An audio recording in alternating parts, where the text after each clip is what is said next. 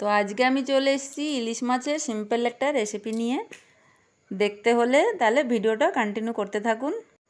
তো আমি এই রেসিপিটা ঘরের যা মশলা থাকে সেটা দিয়েই বানাবো, না কোনো সর্ষে বাটা, না আদা রসুন পেঁয়াজ। তো এখানে আমি মাছগুলো কেটে ধুয়ে পরিষ্কার করে নিয়েছি, দিয়ে নুন হলুদ মাখিয়ে নিয়েছি। বসিয়ে দিয়েছি কড়ার মধ্যে দিয়ে দিচ্ছি সর্ষের তেল। মাছটা ছোট, বেশি বড় না। তো এবার তেলটা গরম হয়ে গেছে, এবার আমি মাছগুলো সব ভেজে নেব।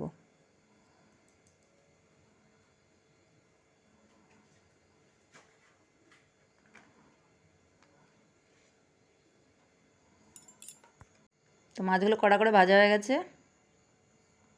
তো মাছটা আমি করব বেগুন দিয়ে। তো বেগুনটাকে আমি কেটে নেব, কাটা হয়ে গেছে। তো এখানে আমি দিয়ে দেবো একটু কালো জিরে,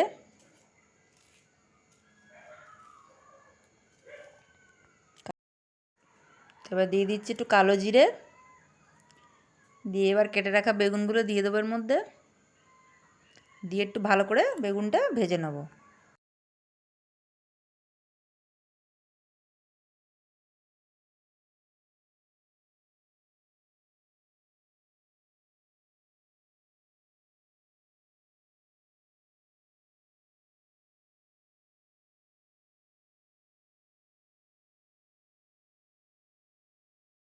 তো এখানে আমি একটু টমেটো দেবো, একটু টমেটোটা কেটে নিয়েছি ধুয়ে, আর দুটো কাঁচা লঙ্কা চিড়ে দিয়ে দিয়েছি।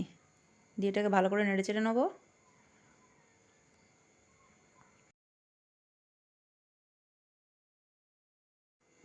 দিয়ে দেবো হলুদ, দিয়ে দেবো একটু লঙ্কার গুঁড়ো, দিয়ে দেবো জিরে গুঁড়ো, একটু ধনে গুঁড়ো, লবণ দিয়ে দেবো।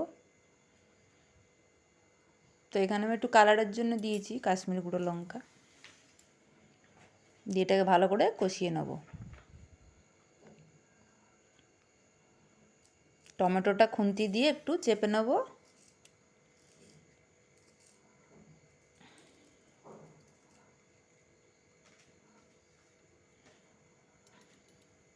মশলাটা কষানো হয়ে গেছে, এবার দিয়ে দিচ্ছি আমি জল।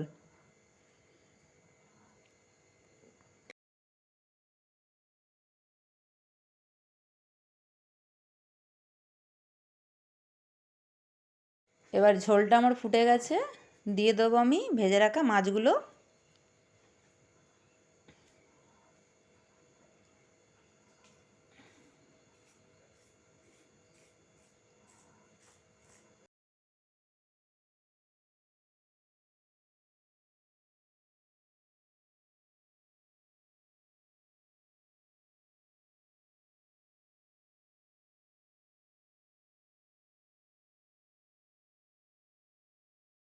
এবার দিয়ে দেবো আমি ধনে পাতা।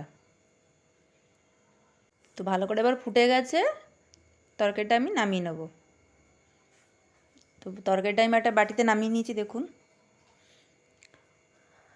তো আমার এই রেসিপিটা যদি আজকে ভালো লেগে থাকে আপনাদের, তাহলে একটা লাইক করবেন, শেয়ার করবেন, সাবস্ক্রাইব করবেন, কমেন্টে অবশ্যই জানাবেন কীরকম লাগলো রেসিপিটা। তো আজকের মতন এইটুকুনি, দেখা হচ্ছে কালকে আবার নতুন একটা কুকিং ভিডিও নিয়ে। সবাইকে নমস্কার।